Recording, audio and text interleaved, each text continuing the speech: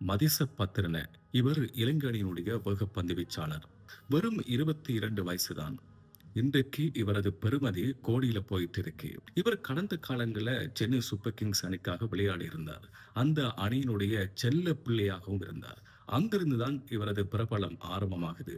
ஆனா இந்த முறை ஐபிஎல் போட்டியில சென்னை சூப்பர் கிங்ஸ் அணி இவரை கைவிட்டு இருக்கிறாங்க. ஐபிஎல் ஏலத்துல 2 கோடி ரூபாவிலிருந்து ஆரம்பிச்சது. இவரை எடுக்கிறதுல டெல்லி கேபிட்டல்ஸ் அணிக்கும் லக்னோ சூப்பர் ஜெயின்ஸ் அணிக்கும் போட்டி நிலவியதால கொஞ்சம் கொஞ்சமாக அதிகரிச்சு போய் இறுதியில 16 கோடி வரைக்கும் போனாங்க.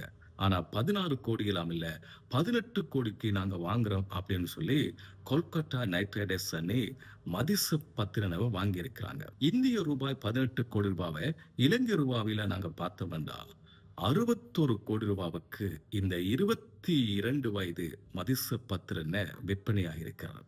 இப்படி அதிக தொகைக்கு ஏலம் போயிருக்கிறதால இலங்கை அணி சார்பாக இதுவரைக்கும் ஐபிஎல்ல ஏலம் போன வீரர்களுக்குள்ள மதிச பத்திரன் தான் அதிக தொகைக்கு ஏலம் போயிருக்கிறார் அப்படிங்கிற பெருமையை பெற்றுக்கொள்றார். பெரும் எதிர்பார்ப்புடன் பெரிய தொகை கொடுத்து இந்த முறை கொல்கத்தா நைட் ரைடர்ஸ் அணி இவரை வாங்கி இருக்கிறாங்க.